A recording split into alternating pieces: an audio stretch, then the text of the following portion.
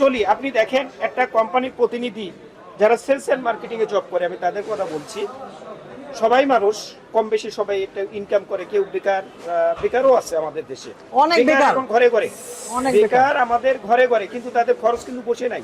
হ্যাঁ, তাদের খরচ কিন্তু বসে নাই, তাদের কম বেশি খরচ হচ্ছে।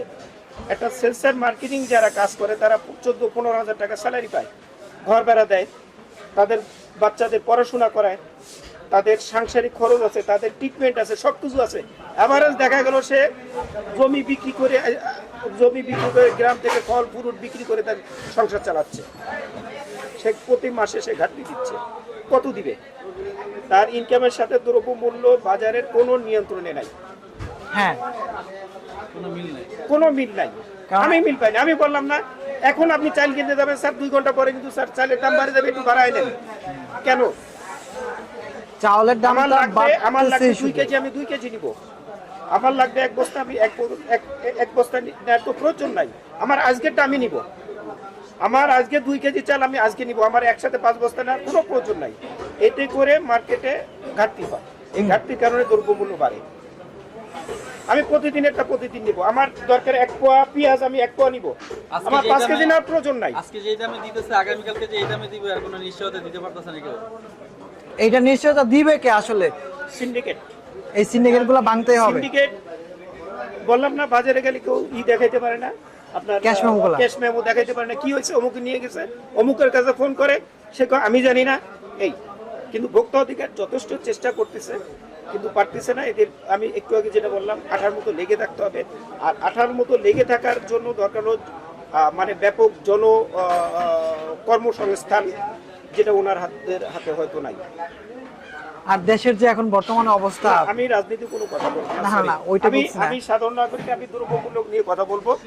এই যে যেরকম আমি এখন আসছি, আমার বাড়িতে প্রায় এই বছর ইলিশ মাছ খাই নাই, আমি এখনো খান নাই? এই বছর আমি ইলিশ মাছ খাই নাই। আচ্ছা, আর সিজন কাটা ইলিশ মাছ কোথাও পাওয়া যাবে কিনা, আমার একটা মেয়ে, আমার মেয়ে বলছে আপু ইলিশ মাছ খাবো। এখন আমি বাজারে খুঁজতেছি কোথায় কাটা ইলিশ মাছ কাটি বিক্রি করে, যদি পাই 2-3 পিস আমি কিনে নিয়ে যাব। এখানে কেউ কাটা মাছ বেছে না, অতএব আমার ভাগ্যে আজকে আর ইলিশ নাই। হয়তো এরকম হাজার ফ্যামিলি আছে।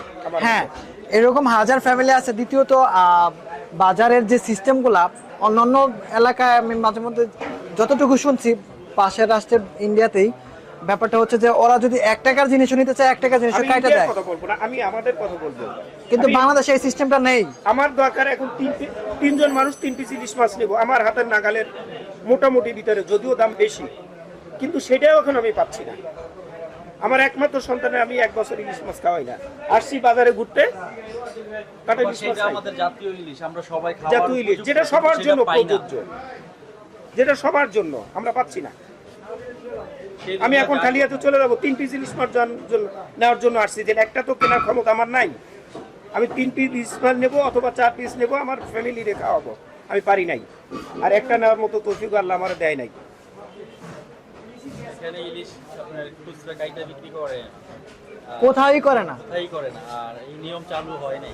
আমার মতে আমি সরকারের কাছে দাবি করব, আমরা যারা সাধারণ জনগণ আছি, অল্প ইনকাম করি, বউ বাচ্চা নিয়ে খুব কষ্টে আছি, যদি ইলিশ মাছ খাইতে ইচ্ছে করে, এই বছর খাই নাই, তারা যেন বাজারে একটু তদারকি করে কাটা ইলিশ মাছ যাতে বিক্রি করে, যাতে আমরা 1 পিস 2 পিস প্রয়োজন মতো নিতে পারি। হ্যাঁ,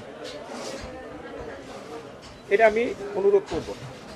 ঠিক আছে, আপনার কথাগুলো আমরা তুলে ধরবো ইনশাআল্লাহ। Thank you.